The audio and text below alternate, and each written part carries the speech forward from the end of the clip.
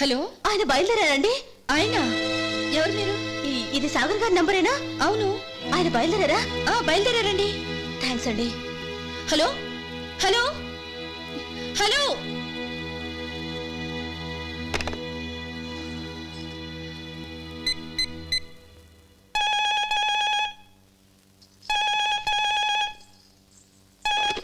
Hello. ఏమిటి మొగుడు ఈ టైంలో బయటికి ఎందుకు వెళ్ళాడా అని ఆలోచిస్తున్నావా? భానుమతి, యా, ఆయన బయటికి వెళ్ళిన సంగతి నీకెలా తెలుసు? కేంద్ర మంత్రి కూతుర్ని టెలిఫోన్ ట్యాపింగ్ లో కర్ణాటకలో గవర్నమెంటే పడిపోయింది. యునో, అంటే నువ్వు అమ్మవారి సాక్షిగా కరెక్ట్ గా ఉన్నావో లేదో తెలుసుకోవడానికి ఈ మార్గం ఎంచుకున్నాను. నా సారీ వినాలనుందా? మీ ఆయన ఏ శారీని వెతుక్కుంటూ వెళ్ళాడో చెప్పనా? ఎక్కడికి వెళ్ళారు?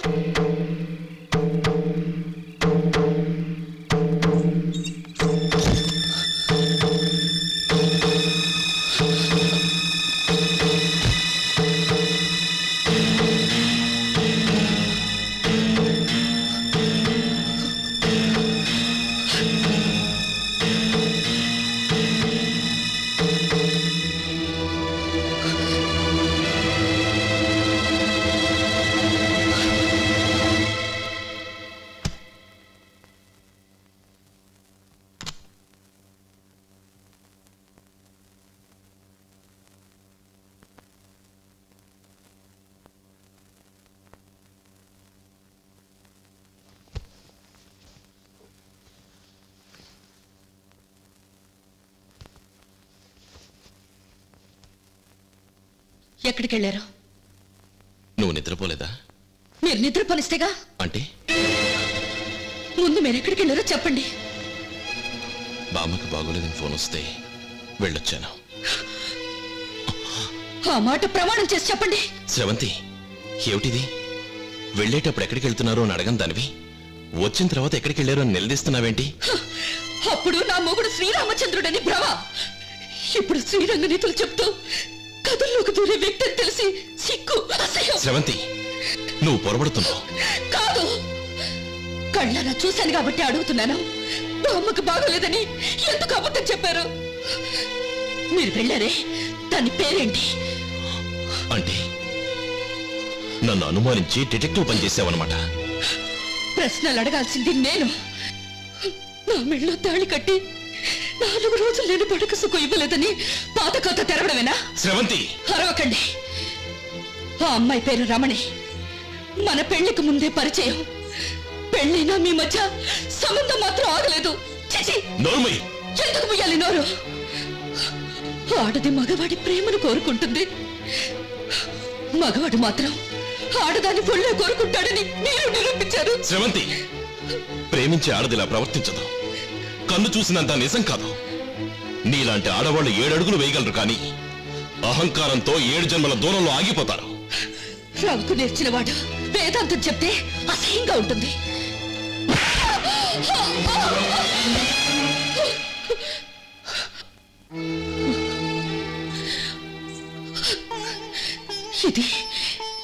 ఇది కవిత్వం రాసిన చెయ్యేనా? ఇది ప్రేమలేఖలు రాసిన చెయ్యేనా? ఆఖరికి చెడిపోయిన దానికోసం నన్ను కొడతారా? ఆమె చెడిపోలేదు. అసలు జరిగింది నాకేం చెప్పదు, నేనేం విన్ను. నా భర్త కడిగిన ముత్యం అనుకున్నాను, గాలికి ఎగిరే ఎంగిలి విస్తురా కనుకోలేదు. 100 సంబంధాలు చెడిపోయినా నా 100 ఏళ్ల జీవితంలో తప్పటడుగు వేయకూడదని నిరీక్షించి మీలాంటి క్యారెక్టర్ లేని మనిషిని కట్టుకోవడం నాది పొరపాటు. పేదవాడని చూడకుండా మేడలోకి తీసుకురావడం నాదే తప్పు. తప్పు నీది కాదు, నాది. డబ్బున్న వారికి అహంకారం ఉంటుందని తెలిసి, నిన్ను చూడ్డానికి వచ్చే ప్రతి మగాడిని ప్రశ్నలతో కాలుస్తావని తెలిసి, మీది ఎత్తులకు పై ఎత్తులు వేసే రాజకీయ కుటుంబం అని తెలిసి నీ మెళ్ళో తాళి కట్టడం నేను చేసిన నేరం. పేదవాణ్ణి మేడలోకి తెచ్చావా? నీళ్లలో ఉన్న చేపను ముక్కున పెట్టుకు వెళుతున్న కొంగ చూసావా? నిన్ను ఎంత ఎత్తుకు తీసుకెళ్తున్నానో అందంట. ఇప్పుడు నా బ్రతుకు నీళ్లలోంచి బయటపడ్డ చేప బ్రతికి వెళ్ళిపోతున్నాను. నువ్వు కోరుకున్నట్టు కడిగిన ముచ్చు లాంటి మొగుడే నీకొస్తాడు. విడాకుల నోటీస్ పంపుతాను. మొగుడి కోసం ప్రశ్నాపత్రం సిద్ధం చేసుకో.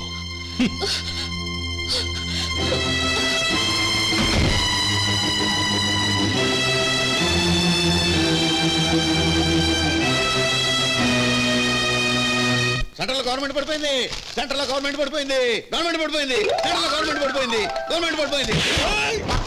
గవర్నమెంట్ పడిపోతే నీకు అంత ఆనందం ఏంట్రా? ఎలక్షన్లు వస్తాయి కదా అండి, పండగే పండగ. దేశభక్తులు కానీ నేను తట్టుకోలేకపోతున్నాను రా. ఎలక్షన్లు వస్తే పండగేంట్రా? ఈ దేశానికి దండగా 850 కోట్లు ఖర్చు అవుద్ది. నీ బాబు గారు ఇస్తాడా? మా బాబు ఎందుకు ఇస్తాడండి? మీ మూట్లో ఇప్పుతారు. మీలాంటి వారు ఏడాది పొడిగినా పండగే, మాలాంటి వాళ్ళకి ఎలక్షన్ వస్తేనే పండగ. ఎందుకో తెలుసా అండి? 4 రోజులు తాగొచ్చు, తినొచ్చు, ఓటేసిన రోజున 100 రూపాయలు జేబులో పెట్టుకోవచ్చు. మీలాంటి వారు నిలబడ్డారనుకోండి 500 పెట్టుకోవచ్చు. మాట వరుస కన్నానండి. తినమరిగిన కొడి ఇల్లికి కూసిందంట, చెప్తా పద. ఇదేంటబ్బా, రూమ్ లేకుండా పిడుగులా ఎక్కడ కూడి పడ్డాడు బాలకోటయ్య? గవర్నమెంట్ పడిపోయింది కదా, తెలుసుకుని వచ్చి ఉంటాడు. నమస్కారం చెంచురామయ్య గారు. తమరికి దండేసి వెళ్దామని వచ్చాను. మామూలుగా అయితే 3 సందర్భాల్లో దండేస్తారు. 1 దేవుడికి, 2 ఏదైనా ఘనకార్యం సాధిస్తే, 3 చచ్చిన శవానికి. నువ్వు దేవుడు కాదు, స్కాములు తప్ప ఘనకార్యాలు ఏమీ చేయలేదు. సో మిగిలిన 3వ దాని ప్రకారం రాజకీయంగా చచ్చిన నువ్వు శవం గనక దండ వేస్తాను. బాలకోటయ్య, రాజకీయాల్లో ఎప్పుడు నువ్వు నాకంటే వీకేనయ్యా. అసలు ఈ దేశంలో స్కాములు చేసిన వాడిని ఒక్కడైనా 1 సంవత్సరమైనా జైల్లో పెట్టారా? లేదే. ఒక్కడి దగ్గర డబ్బు వసూలు చేశారా? లేదే. జనం వాళ్ళకి ఓటేయటం మానేశారా? లేదు. 5 సంవత్సరాలకు ఒకసారి ఈడికి కాకపోతే ఆడికో, ఆడికి కాకపోతే ఈడికో ఓట్లు వేస్తూనే ఉన్నారు. చూడు, నేను సంపాదించిన డబ్బులో 1 బస్తా తీసుకెళ్లి పార్టీ ప్రెసిడెంట్ మొహాన్ని కొట్టాననుకో, మళ్ళీ నా సీట్ నాకు ఎలాట్ అవటం ఖాయం. ఆ సంగతి నేనే అసలు నీకు దండేద్దాం అనుకున్నాను. ఎందుకో తెలుసా? నీ కూతుర్ని దాని మొగుడు వదిలేశాడు.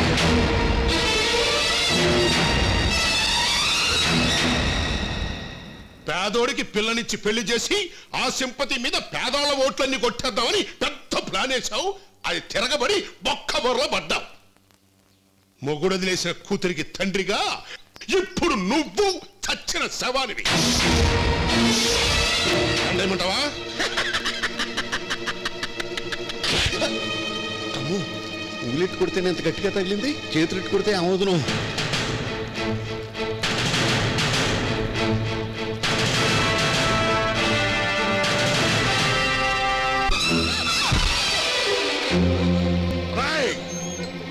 నా కూతురు కాపురంలో నిప్పులు పోస్తున్న దీనికి గుడ్డు గీయించి సిగ్గుతో చచ్చేలా చేయాలి.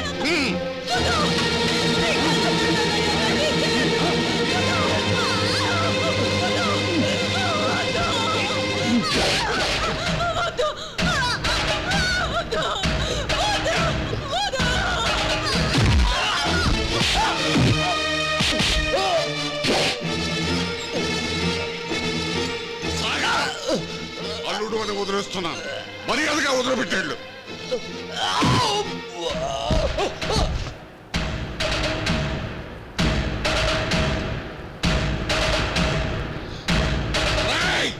వాడిని వదలొద్దు.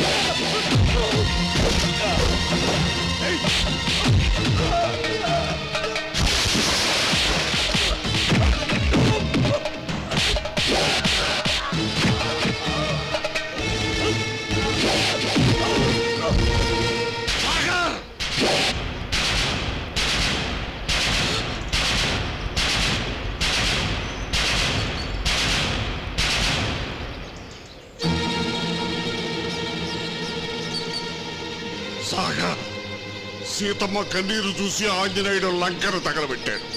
నా కూతురు కన్నీరు పెడితే మొత్తం ఊరినే తగలబెడతాను. బుద్ధి లేకుండా మాట్లాడకండి. ఒక ఆడకూతుర్ని ఈడ్చుకొచ్చి గుండె గించమని చెప్తున్న మీరు రాజకీయ నాయకుడైనందుకు అల్లుడిగా కాదు, ఈ దేశ పౌరుడిగా సిగ్గుతో చస్తున్నాను. ఇతరులకి ప్రజాస్వామ్యం గురించి ఉపన్యాసం ఇవ్వడం తప్ప సభ్యత సంస్కారం మీకేమైనా ఉన్నాయా? మీ కూతురు చెప్పిందని రౌడీజానికి దిగారు. అసలు ఈ అమ్మాయికి నాకు మధ్య ఉన్న సంబంధం ఏమిటి అని ఒక్క ముక్క అడిగారా? అంటే ఆ అమ్మాయికి నీకు మధ్య ఉన్న సంబంధం నిజం కాదంటావా? కాదు. ఎప్పుడో తెలుసుకోవాల్సిన నిజాన్ని ఇప్పుడే తెలుసుకోండి. చెంచురామయ్య కూతురు భానుమతి నేను ఒకే యూనివర్సిటీలో చదువుకునేవాళ్ళం.